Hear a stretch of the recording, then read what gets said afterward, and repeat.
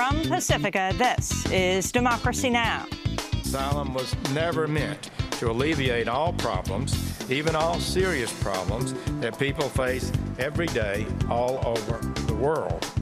Attorney General Jeff Sessions has announced domestic violence will no longer be grounds for asylum, a far-reaching shift that could affect thousands of women fleeing gender-based violence, particularly from Central America. We'll get the latest. Then we look at a stunning new United Nations report about poverty in the United States. I think the American dream is moving fairly rapidly towards the American illusion, because social mobility in this country is now extremely low by any Western standards. If you're born in poverty, guess where you're going to end up? In poverty. Plus, we'll speak with the Reverend William Barber, co-chair of the Poor People's Campaign. If you didn't mean what's in the Constitution, you shouldn't have written it. Loose the bands of wickedness. Stop lying and saying America doesn't have enough resources. If you can find a $2 trillion tax cut, you can find the resources for everybody to have health care and have a living wage. Thousands have been arrested across the country protesting poverty and racism in the Trump administration. All that and more coming up.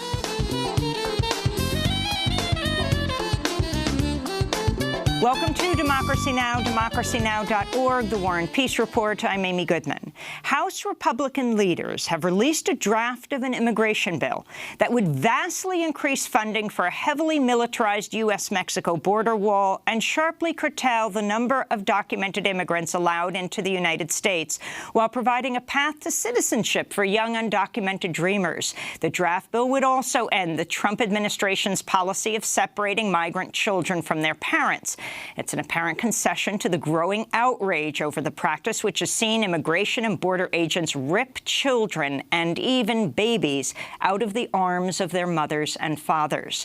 This comes as more than 300 Catholic bishops blasted the Trump administration's immigration policies, calling for an end to the separation of migrant children from their parents and condemning Attorney General Jeff Sessions' policy of ending the right of domestic violence survivors to seek asylum in the United States. Separating babies from their mothers is not the answer and is immoral. That's Monsignor Brian Bransfield reading a statement issued by the National Conference of Catholic Bishops during its spring meeting this week in Fort Lauderdale, Florida.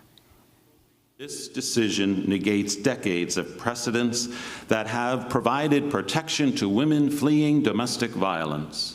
Unless overturned, the decision will erode the capacity of asylum to save lives, particularly in cases that involve asylum seekers who are persecuted by private actors. The bishop's statement came after the Southern Baptist Convention voted unanimously Tuesday on a resolution that includes a call to keep families together. And Reverend Franklin Graham, a Trump supporter, son of the late evangelist Billy Graham, told the Christian Broadcasting Network it's disgraceful and terrible to see families ripped apart. Responding to the outcry by church leaders, Attorney General Sessions quoted Scripture Thursday to justify his department's immigration policies. Sessions was speaking to an invitation-only crowd in Fort Wayne, Indiana. I would cite you to the Apostle Paul and his clear and wise command in Romans 13 to obey the laws of the government, because God has ordained the government for his purposes. Critics seized on Sessions' reference to Romans 13, noting it was a favorite passage of defenders of the Confederacy used to justify slavery. At the White House, Press Secretary Sarah Huckabee Sanders defended the administration's immigration policies, telling reporters, quote, "It's very biblical to enforce the law." That prompted this exchange between Trump spokesperson Sanders and reporter Brian Karem of Sentinel Newspapers.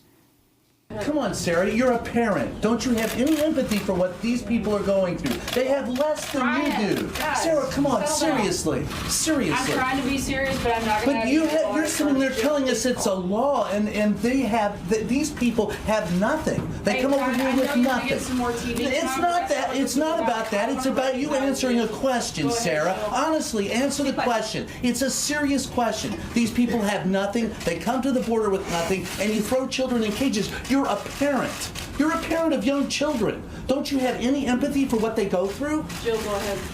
Thursday's tense White House briefing came after CBS News reported Sarah Huckabee Sanders and her Deputy Press Secretary Raj Shah are preparing to leave their jobs. Sanders has denied the rumor. This all comes as new photos have emerged showing the inside of the former Walmart in Texas that's converted into a detention center for 1,500 migrant boys.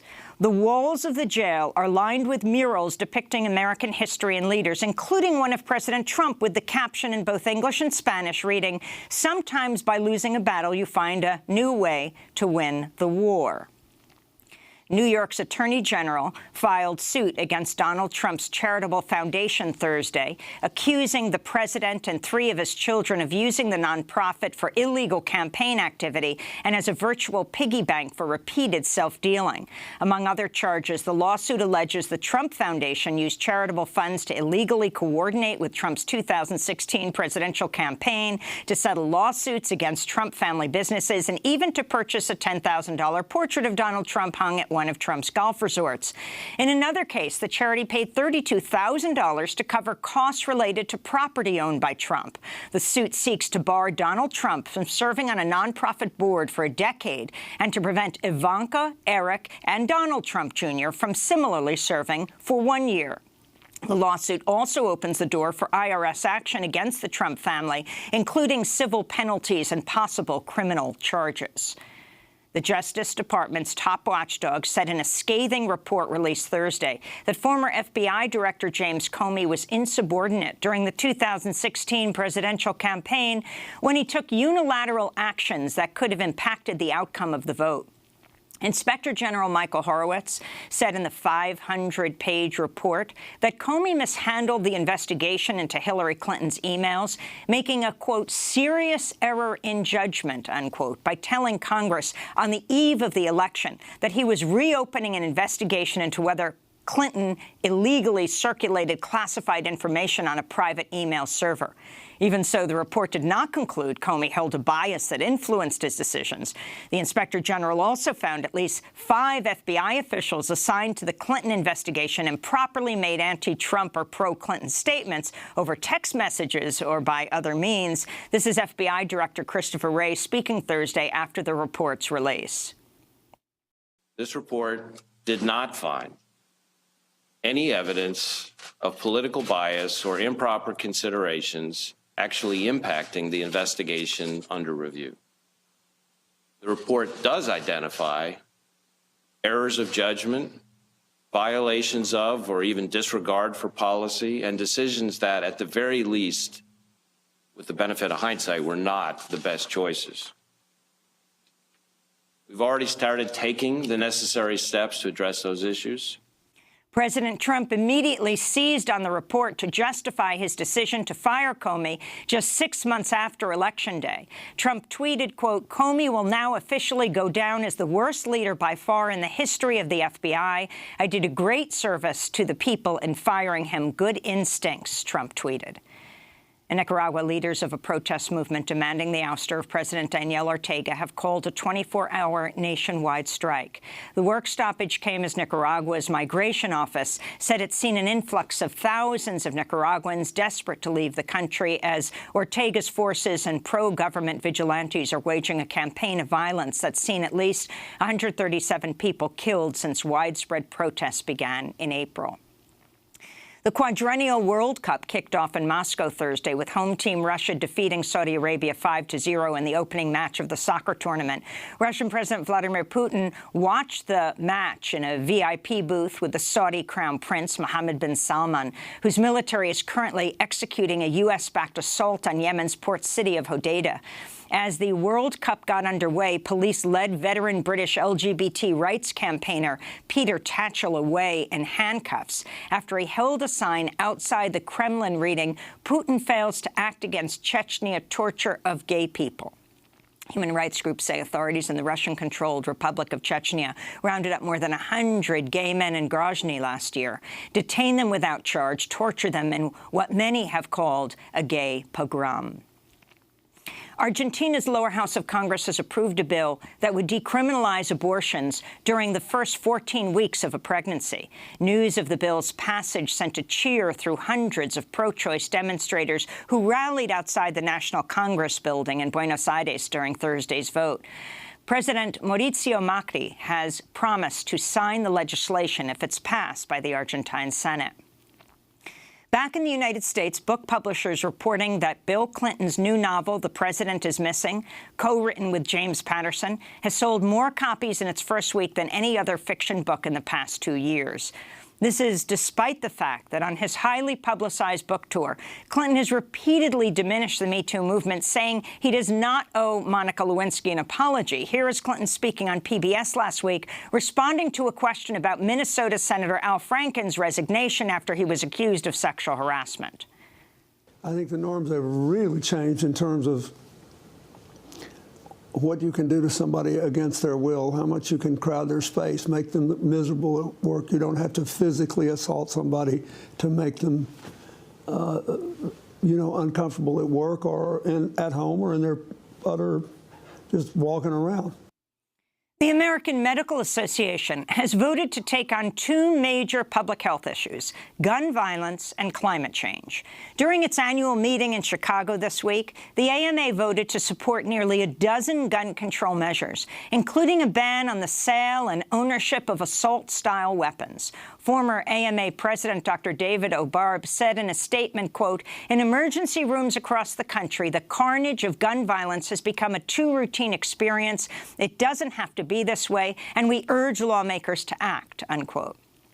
The AMA also voted this week to divest from companies that get the majority of their income from fossil fuels. Climate activist Bill McKibben celebrated the news, tweeting, quote, "The AMA is saying to the dirty fuels industry what it said to tobacco a generation ago. You're killing our patients, and we will not allow it anymore." Iowa Republican Congressmember Steve King sparked outrage this week after retweeting a racist tweet by British neo-Nazi Mark Collette, reading, quote, "65% of Italians under the age of 35 now oppose mass immigration. Europe is waking up." The tweet featured an article by Breitbart News. Mark Collette is a known white supremacist who's claimed the porn industry is a secret Jewish plot to destroy Christian families. Despite the outcry, King has not deleted his retweet, and in fact yesterday shared the same Breitbart article again on his Twitter page. This is not Congressmember King's first white supremacist comment. Last year, he published a racist tweet in support of far-right Dutch politician Geert Wilders. In 2016, he told MSNBC white Christians have contributed more to Western civilization than any other, quote, subgroup. The U.S. Army says it will repatriate the remains of 4 Native American children who died at the government-run Carlisle Indian Industrial School they were forced to attend in Pennsylvania a century ago. Native American children were sent to the Carlisle School and similar boarding schools across the United States in the late 19th and early 20th centuries to be, quote, Americanized. The boarding schools were designed to eliminate Native American culture, separating children from their parents and forcing them to speak English, cut their hair, and give up traditional clothing. The U.S. Army began the exhumations Thursday and will return the children's remains to their descendants in Wyoming, Montana, North Dakota, and South Dakota by early July. And legendary civil rights leader Dorothy Cotton has died, just one day after her 88th birthday. In the 1960s, Dorothy Cotton became a close aide to the Reverend Dr. Martin Luther King Jr. and served as director of the Citizenship Education Program at the Southern Christian Leadership Conference. While she participated in many civil rights marches, including several that were menaced by Ku Klux Klansmen or racist police, Cotton often said her most important contribution was registering new voters and educating people about their citizenship rights and Black history. This is Dorothy Cotton speaking at New York City's Riverside Church in 2008. I was really getting very concerned about people remembering Dr. King only in the context of a march. People don't even know we had a training program, the citizenship education program. Andy Young, who actually was the administrator, and we got the money, and it was funneled through his congregational church, and to keep this training program going that was actually started at the Highlander Folk School. But we need, that story needs to be out there, so folk don't think we just had a march. Even on campuses, students used to say, "When are you going to have another march? When are you going to have a march?" Well, of course, I tell them now, what, do we need a march? Well, if we're going to march, you'll have to do it. My legs hurt now. I just had a hip replacement. And those are some of the headlines. This is Democracy Now!, democracynow.org, The War and Peace Report. I'm Amy Goodman. We begin today's show looking at the Trump administration's ongoing crackdown against immigrants and asylum seekers. On Monday, Attorney General Jeff Sessions announced domestic and gang-related violence will generally no longer be grounds for asylum, a far-reaching shift that could affect thousands of people, particularly women from Central America fleeing gender-based violence. On Monday, Sessions chose to reverse the Board of Immigration Appeals' grant of asylum to a Salvadoran domestic violence survivor known as AB, who fled to the U.S. for her life after surviving 15 years of beatings, rape, and death threats from her husband. In ruling against AB, Sessions also overturned a groundbreaking precedent from 2014 in which the Immigration Appeals Court affirmed that domestic violence survivors are deserving of protection. In that precedent-setting case, the Board of Immigration Appeals granted asylum to a Guatemalan woman named Aminta Cifuentes, who'd fled to the United States after being brutally abused by her husband for years, raped, beaten, kicked, burned with acid, and punched so hard in the stomach when she was 8 months pregnant that her child was born prematurely with bruises. As in the case of AB, the police refused to intervene to stop the abuse Aminta Cifuentes was suffering. But on Monday, Attorney General Jeff Sessions ruled against AB and overturned the precedent that had granted Cifuentes asylum, ruling, quote, claims by aliens pertaining to domestic violence or gang violence perpetrated by non-governmental actors will not qualify for asylum. Immigration advocates and former immigration judges have denounced Sessions' announcement. A group of 15 former immigration judges called Sessions' move an affront to the rule of law, writing, quote, for reasons understood only by himself, the Attorney General today erased an important legal development that was universally agreed to be correct, they wrote. Well, for more, we're joined now in Berkeley, California, by Karen Musallo, professor of law, the director of the Center for Gender and Refugee Studies at the University of California Hastings College of Law. She is one of the attorneys representing Ms. AB.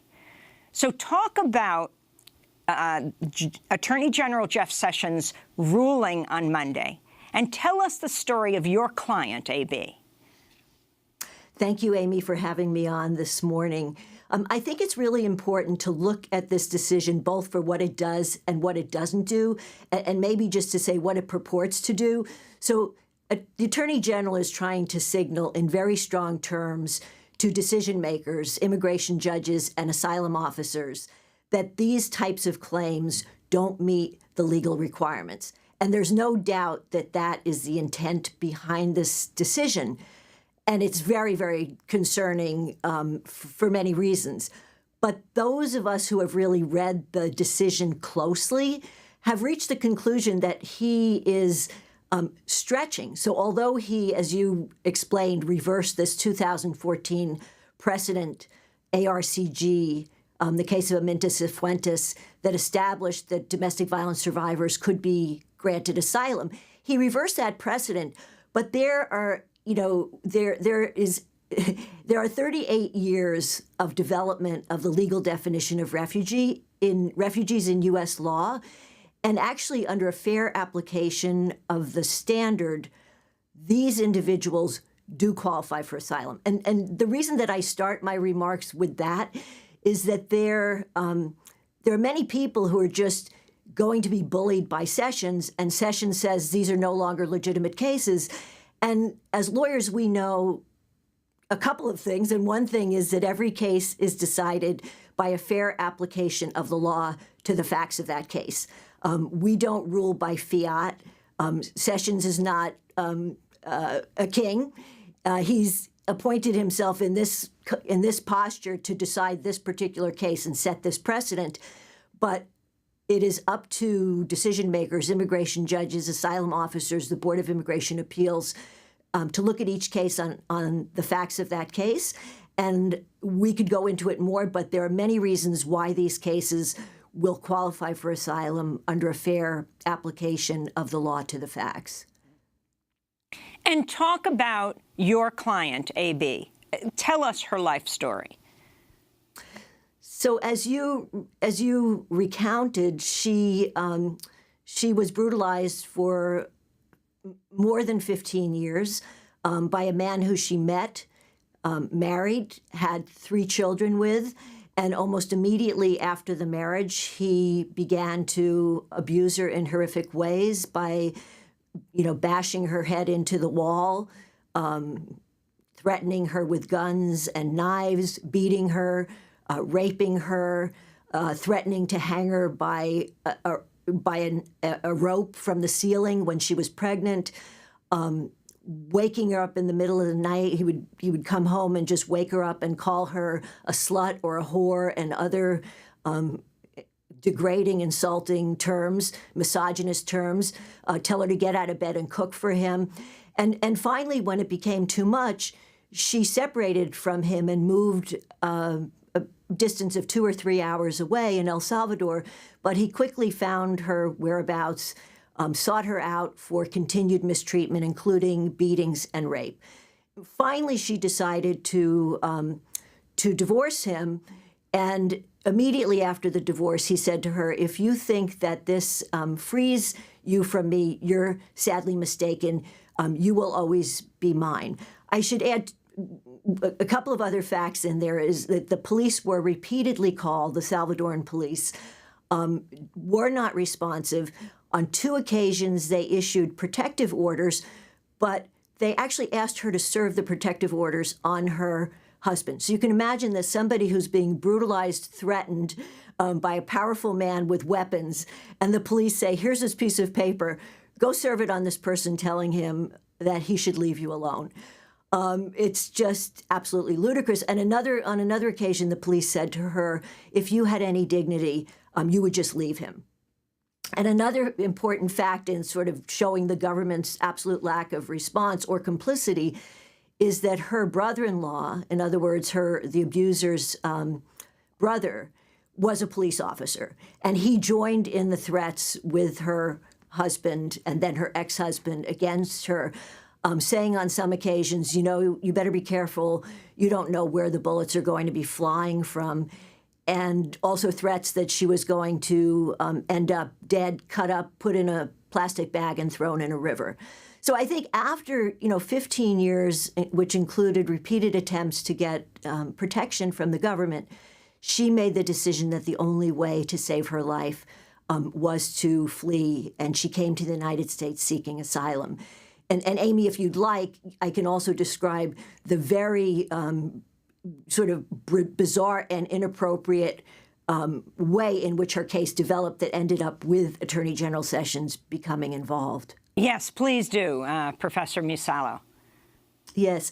So she had the misfortune of appearing in front of an immigration judge, Judge Stuart Couch, who is in Charlotte, North Carolina, who is notorious for his very high denial rate in asylum cases, close to 86% denial rate, which is really stratospheric. It's just so high above the national average.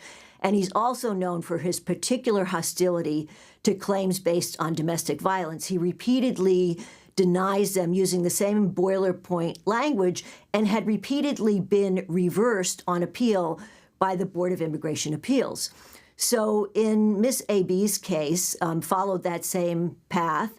He denied her asylum, first claiming that she wasn't credible, even though she had corroboration of many of the key aspects of her claim, but then saying even if she were to be credible, she didn't meet the refugee definition. And he went into his sort of very distorted understanding and application of the refugee requirements. So she appealed her case to the Board of Immigration Appeals, and the Board of Immigration Appeals reversed Judge Couch. And what the Board of Immigration Appeals said was basically these reasons for finding her not credible have no basis. They just really are absolutely clearly erroneous. And she meets the definition under the precedent of ARCG, the case of Aminta Cifuentes. She meets the refugee definition. And what the board did was went even further and said, we order you, Judge Couch, to grant her asylum. We're sending the case back to you so that the required security check can be done and a grant of asylum can be entered. Goes back to Judge Couch. He refuses to grant. He lets it sit and sit and sit and sit for months. And then there's a decision that comes down in the Fourth Circuit Court of Appeals, in which North Carolina is part of that Circuit Court of Appeals. And it's a case that has nothing to do with domestic violence. And Judge Couch says, he seizes upon this and says, see, this shows that her case is no longer legitimate. It no longer meets the legal requirements. And he tries to send it back to the board for the board to reconsider its grant, which is sort of like a bizarre rogue thing to do. The board just ordered him to grant asylum. He tries to send it back to the board, but it actually never arrives at the board. It sort of sits in Charlotte. And then, for reasons that have yet to be explained to us, Attorney General Sessions learns about this case and exercises this regulatory right that he has to appoint himself to, it's called certifying a case to himself, where he can take any decision of the Board of Immigration Appeals, appoint himself as a judge to that case, and reach a decision on it. So he reached out. He essentially took the Board of Immigration Appeals grant of asylum to Miss A.B. And then, he took the case, and I don't remember exactly, it might have been 6 weeks ago, 8 weeks ago, and then issued his negative decision on Monday. And one of the things, and again, if you or your listeners would want to hear a little bit more about it, when he issued his denial on Monday, it's interesting to know actually what the position of the Department of Homeland Security was on this, because generally the Department of Homeland Security argues the government's position. And so it might be interesting to just say what he did in light of what the government's own position, the DHS's own position was on this issue. Yes, we just have 2 more minutes, but please explain and then tell us what happened specifically to Aminta from a few years ago, that case overturned, and AB, as well as where they are today. Yes. So really quickly, the Department of Homeland Security actually tried to ask Attorney General Sessions actually not to take this case and reopen the question of whether domestic violence is a basis for asylum, and said in its brief that it was generally supportive of this precedent. So the government itself, sort of the prosecuting side, was saying, we don't think this should be disturbed, this precedent about women survivors being granted asylum. Ms. Cifuentes was granted. Her grant of asylum remains. It's not brought into question by this decision. But with Ms. A.B., this has thrown her into great anguish, because you can imagine the roller coaster of emotions from first being denied by Judge Couch and being subject to his abuse in the courtroom, then prevailing at the Board of Immigration Appeals, hearing that Judge Sessions, certified the case to himself, and then just learning on Monday about his decision, trying to deny her asylum. The battle is not over.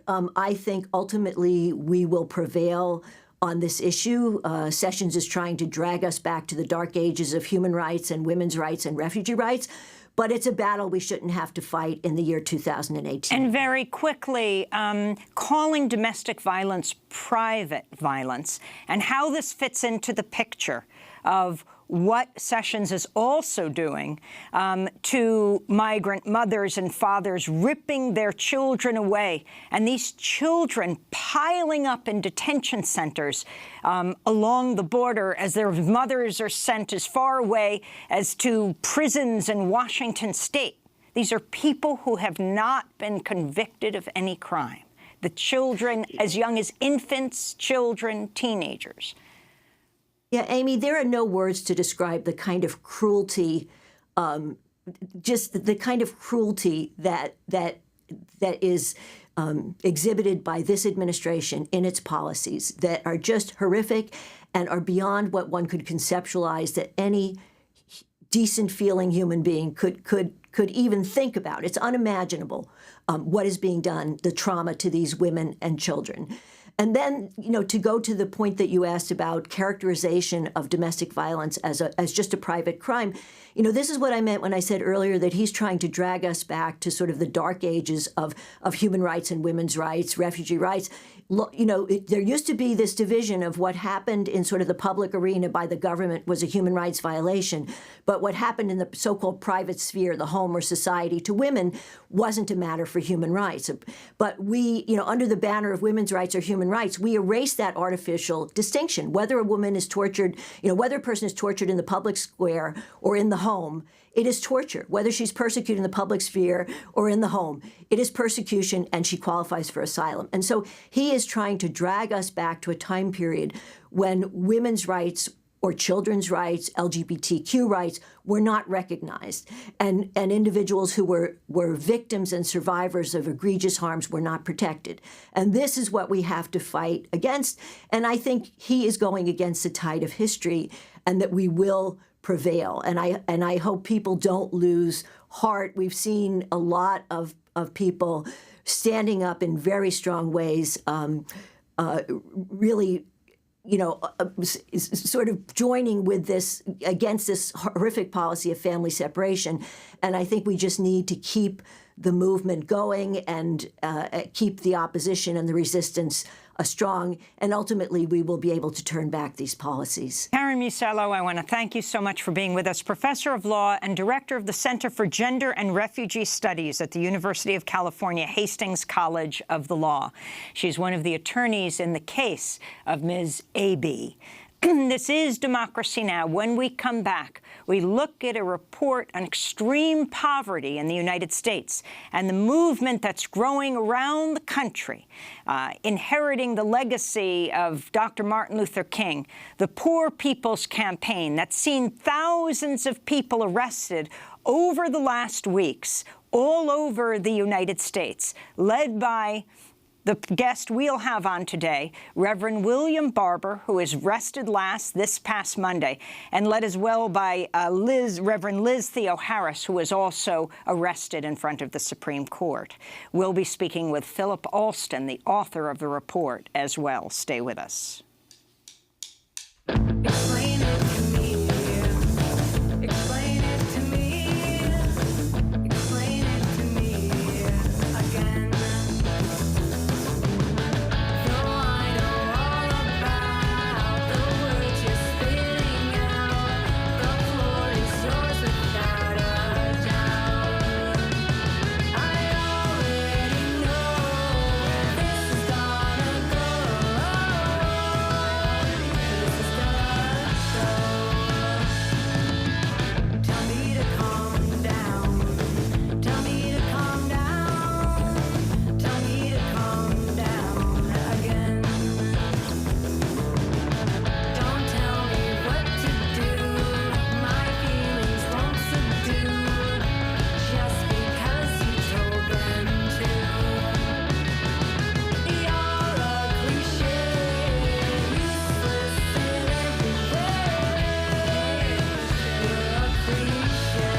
Men Explain Things to Me by Taco Cat here on Democracy Now! I'm Amy Goodman. A group of top Democrats are demanding the Trump administration present a plan to Congress to address mounting levels of poverty in the United States, following an excoriating report by the United Nations Special Rapporteur on Extreme Poverty.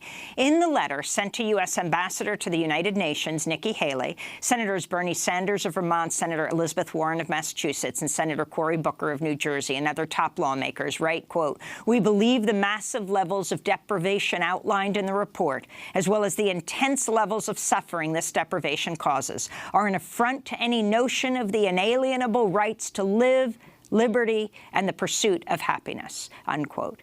This comes after United Nations Special Rapporteur on Extreme Poverty, Philip Alston, slammed the Trump administration's policies for worsening the state of poverty in the United States. The report states, "The policies pursued over the past year seem deliberately designed to remove basic protections from the poorest, punish those who are not in employment, and make even basic health care into a privilege to be earned rather than a right of citizenship." The report details how 40 million Americans live in poverty and 18.5 million Americans live in extreme poverty. It also details how the United States has the highest rate of income inequality among Western countries and one of the lowest rates of intergenerational social mobility. Joining us here in New York is Philip Alston, the UN Special Rapporteur on Extreme Poverty. He'll be presenting his report next week in Geneva. Welcome to Democracy Now! Lay out your findings. Well, I was looking at two different aspects in a way. One is what you've described now, in other words, the economic statistics, the extent to which vast numbers of people are left living without enough to get by on, the 40 million living in poverty, the figure of 5.3 million, which has been estimated of people who live in, quote, third world conditions in this country.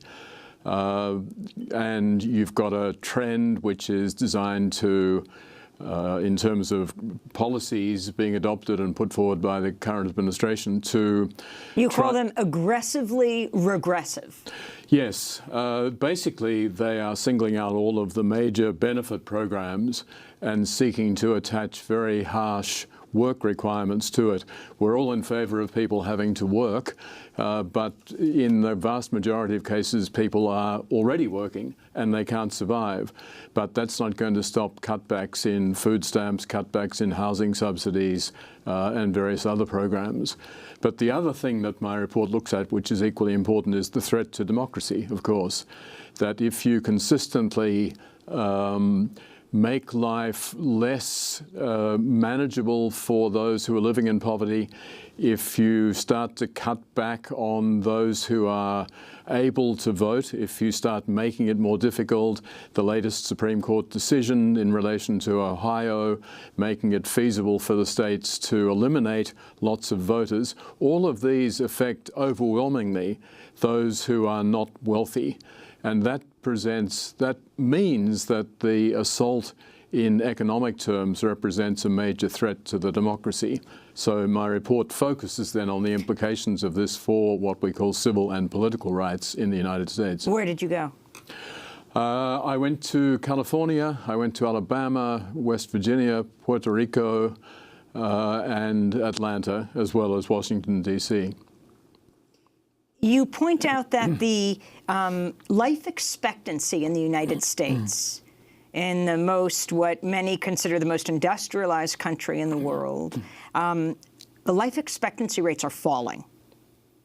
Yes, the World Health Organization brought out new statistics just a week or so ago, which showed, and this is a complex figure, it showed that the healthy life expectancy, in other words, the number of years that a newborn can expect to live in health, is now lower in the United States than it is in China.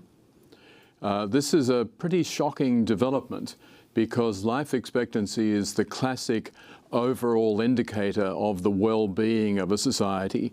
It brings together a lot of different factors, why people live long, why they die early, and so on. And so what you've got in the United States, despite the massive spending on healthcare, etc., is the worst level of healthcare in the Western world. the highest levels of child poverty and so on, and that they all manifest themselves in the reducing life expectancy.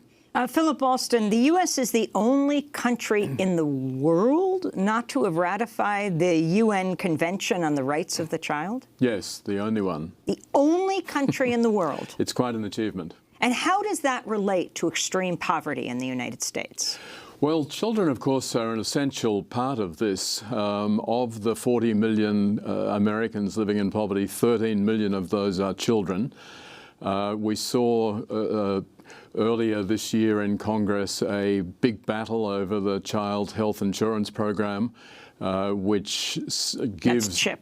CHIP, exactly, gives Medicaid and other assistance to children. If that had indeed been eliminated, it would have resulted in millions of children being made far worse off. So the fact that the United States says we're not going to acknowledge that children have rights, we're not going to acknowledge the universally accepted list of human rights, then makes it much easier not to single out children, not to try to guarantee minimum levels of well-being to those children.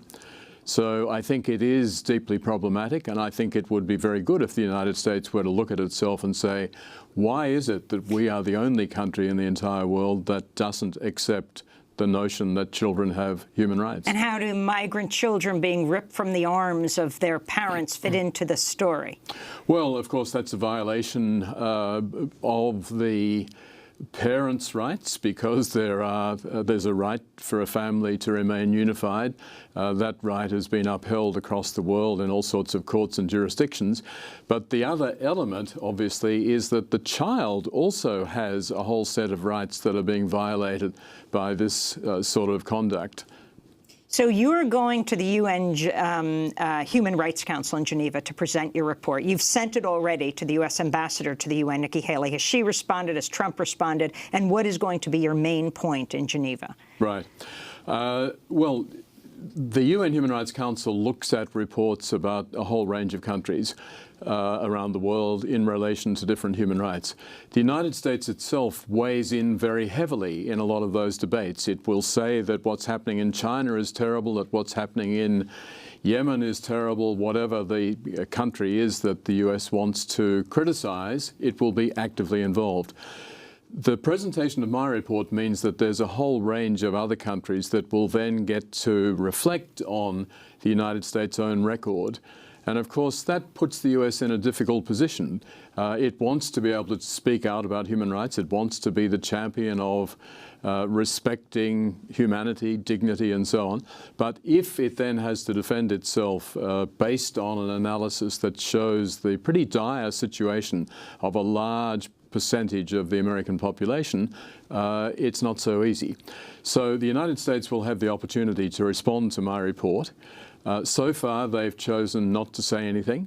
Maybe that's legitimate, and maybe they're holding their fire, as it were, until next Thursday when I present to the Human Rights Council. But I think it is extremely important, and the US itself would say this in relation to other countries, that there is a response, that there is a dialogue in the UN context around these issues. I wanted to ask you two other questions. One, about how Puerto Rico fits into this picture, and two, about taxation. Okay.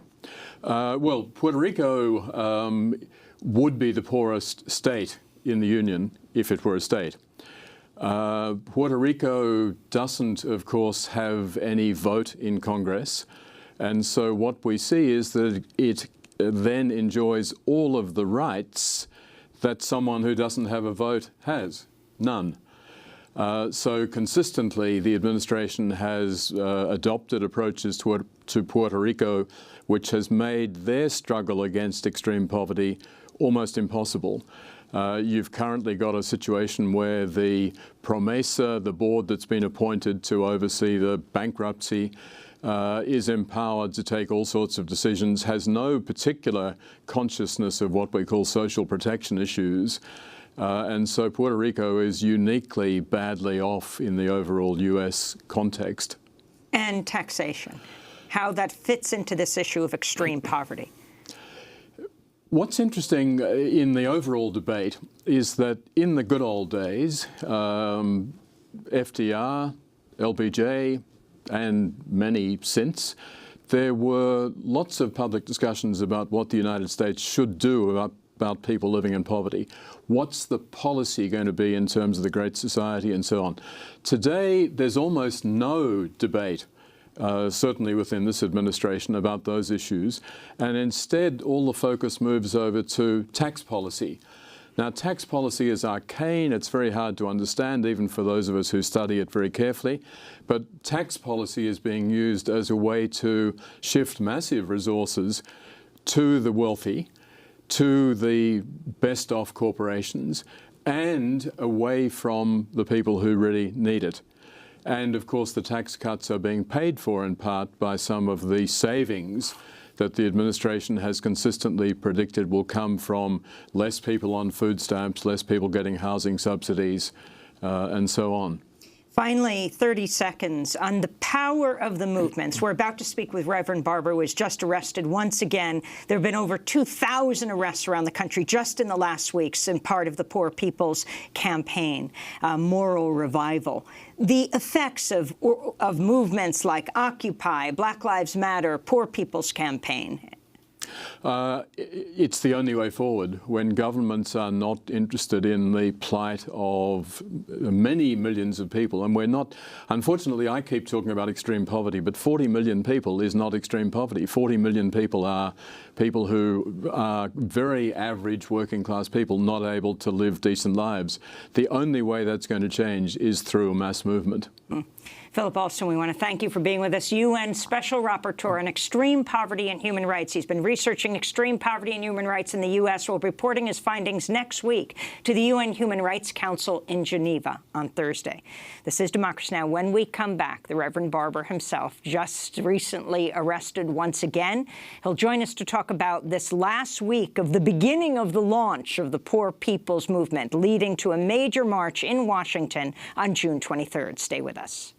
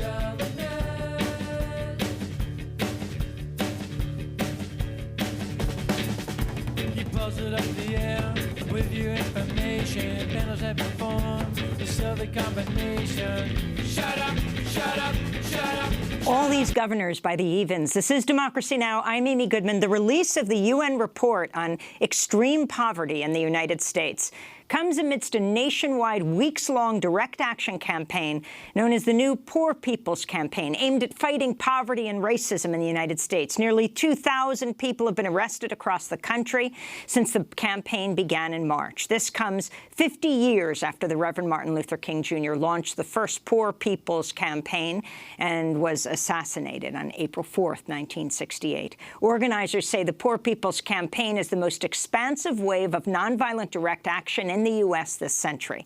Well, Democracy Now! Was in the streets of Washington, D.C., covering the Poor People's Campaign Monday as over 100 people were arrested in D.C. alone. This is the Reverend Dr. William Barber, co-chair of the Poor People's Campaign, speaking before he was arrested. We believe we got to shift the narrative of this country, and the only way we can do it is people have got to put their lives and their bodies on the line. You have preachers and poor people and impacted people who are in these lines. And we're willing now to engage in an act of moral civil disobedience to drive home what is going on. We believe that injustice is happening in the halls of Congress and in the halls of state capitals around this country. Just after he said this, Reverend Barber was taken into custody, was arrested along with 100 other people. Just after they were detained across the street at the Supreme Court, his co-chair of the Poor People's Campaign, Reverend Liz Theoharis, with 8 other religious leaders and activists, were standing on the steps of the Supreme Court. They, too, were arrested. They were held overnight in cockroach-infested cells like so many others are held. When they were brought before the judge the next day, they were in ankle irons. Joining us now from Chicago is the Reverend Dr. William Barber as he campaigns around the country against poverty and racism. Reverend Barber, it's great to see you again. Talk about what happened Monday and where you're headed now as we bring out this latest report on extreme poverty. You expand that to poverty, all poor people in this country. Indeed, and thank you so much, Amy, for having us on this morning.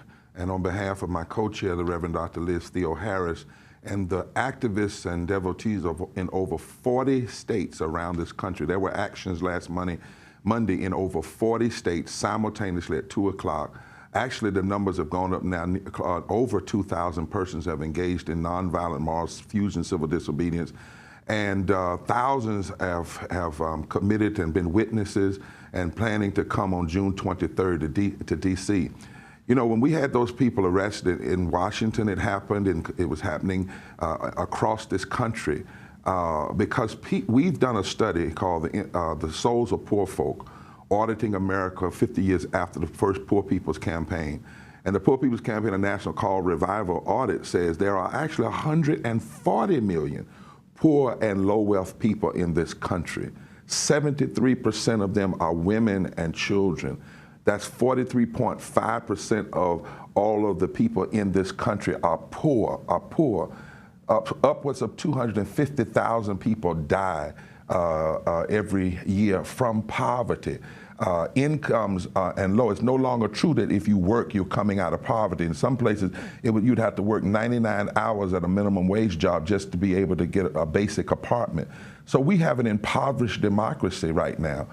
It didn't just start with Trump, but it certainly is being exacerbated by Trump. Too often we have seen a political dialogue, a narrative for the last 40 years that has literally removed poverty from any of our political discussions. Politicians talk about the middle class and military and not about poverty. And we have this impoverished democracy. On top of that, we have, Amy, this systemic racism. Particularly around the works, not the words of racism, like Roseanne Barr saying something, but the works of racism, voter suppression that hurts the poor, gerrymandering that hurts the poor, and allows people to get elected who use racialized voter suppression to get elected. And once they get elected, they pass policies that hurt mostly the poor. All of the states that have racialized voter suppression since 2010 have elected state houses and Congress people and senators that are against funding for the poor, that are against living wages, that have tried to block health care, that have passed tax cuts that are devastating to the programs that help the poor. So we have an impoverished democracy, which is why we have to have massive nonviolent moral fusion civil disobedience, massive voter mobilization among the poor, and massive power building among the poor if we're going to turn this nation around. You've talked about a basic guaranteed income, which Dr. King also spoke about. The mayor of Stockton, California, Michael Tubbs, is planning a pilot project which would give $500 to some residents as a guaranteed income. Why is this so important to you? Well, first of all, for me as a person of faith and a person of deep religious values and even my constitutional values, there's some things that we are supposed to be about. The scriptures say, woe unto those who rob the poor of their right and make women and children their prey. It also says we're supposed to care for the least of these. And our Constitution says we're supposed to establish justice and provide for the general welfare. We live in a country now where we're treating corporations like people and people like things. We live in a country where we say banks are too big to fail, but then we let human beings fail. We cannot deal with poverty if we do not deal with wages. It is as though we give corporate welfare to corporations. We make sure everything else survives, but then when it comes to poor people, it's almost as though we can write them off. They are hurting people, they are disabled people. I think about Pamela Rush, who's down in Loudoun County, who was tricked by predatory lenders and made to buy spend $120,000 for a one-room trailer that's now falling apart, is mold infested. Her daughter is now on a CPAP machine. She's disabled, her daughter is disabled, and she has raw sewage coming up in the back of her yard. She should have a guaranteed basic income. She should have a guaranteed basic income to survive. Because the system did so much to her to cause her life to be so miserable. And there are many, many more people. Just like health care should be guaranteed as a human right. It should not just be for those who can't afford it or those that some say can deserve it. We have 37 million people in this country without health care. Without health care, for every 1 million people without health care, over 5,000 people die, literally die, in the wealthiest country in the nation, in the country with the most advanced health. And we are the one of the 25 wealthiest country, and we're the only one that does not provide some form of guaranteed universal health care. These things are immoral, and as Joseph Stiglitz says, the Nobel Peace Prize economist, not only are they immoral, we have to look at the cost of inequality. It is costing us people, it is costing us our moral fiber, and it is doing great injury to our democracy. I wanted to get your comment on the separating of children from their parents, the imprisoning of migrant children. More than 300 Catholic bishops have blasted the Trump administration's immigration policies, calling for the separation of the children from their parents, condemning Attorney General Jeff Sessions' policy of ending the right of domestic violence survivors to seek asylum here in the U.S. On Thursday, Sessions quoted the Bible to justify the Trump administration policies. He was speaking to an invitation-only crowd in Fort Wayne, Indiana. This is what he said. I would cite you to the Apostle Paul and his clear and wise command in Romans 13 to obey the laws of the government because God has ordained the government for his purposes. Critics seized on Sessions' reference to Romans 13, noting it was a favorite passage of defenders of the Confederacy used to justify slavery. Reverend Barber, your thoughts? That's why another reason why we've got to get in the streets, why we've got to have this massive nonviolent moral civil disobedience. Clergy and others have to come out of our sanctuaries. People have to come into the street because this administration seems to be the administration of meanness. It decided to be the administration of lies. And now it's being the administration of theological heresy. And I don't just blame Sessions, I blame the Congress people that are not challenging him, the extreme so-called Christian nationalists that will be quiet on this kind of stuff, who probably sent him that scripture. Let me just say this, Amy. First of all, he's misinterpreting that text. Paul actually was arrested by the government because Christians challenged the government. That's one of the reasons Paul ends up getting killed. So that's the first thing. Second of all, the Bible is clear from the Old Testament to the New Testament that one of God's primary concerns is that we care for the stranger, that we do not rob children of their rights and mothers of their children, that we welcome the stranger and make sure that the stranger, the immigrant, the undocumented person is treated like a brother or sister. You cannot find anywhere where Jesus or the prophets would say anything like what Sessions said. Now, he is operating from a playbook. That's the same kind of heresy that was used to support the genocide of Native Americans. It's the same kind of biblical heresy that was used to support slavery and used to support Jim Crow. It's the law.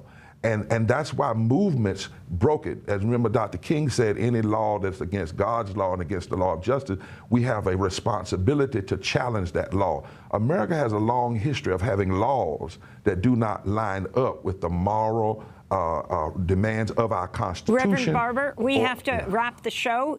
June 23rd, what's happening? You have 10 seconds. Come June 23rd on the west side of the Capitol in the lawn, 10 o'clock, we are having a massive call to action, the final launch of the 40 days of this campaign. We will continue to bring everybody you know. The people will be speaking. We will be talking about what we do going forward, but we will not turn around. Somebody's hurting our people, and it's gone on far too long. Reverend Dr. William Barber, thanks so much for being with us. This breaking news, the Trump administration is reportedly withdrawing the U.S. from the UN's Human Rights Council. Reuters reports the decision is imminent. That does it for the broadcast. We want to thank the Reverend Dr. William Barber, co-chair of the Poor People's Campaign. Democracy Now! Is produced by Mike Burke, Renee Feltz, Nermeen Sheikh, Carla Wills, Laura Gaddis, Diener, Sam Alcoff, John Hamilton. I'm Amy Goodman. Thanks so much for joining us.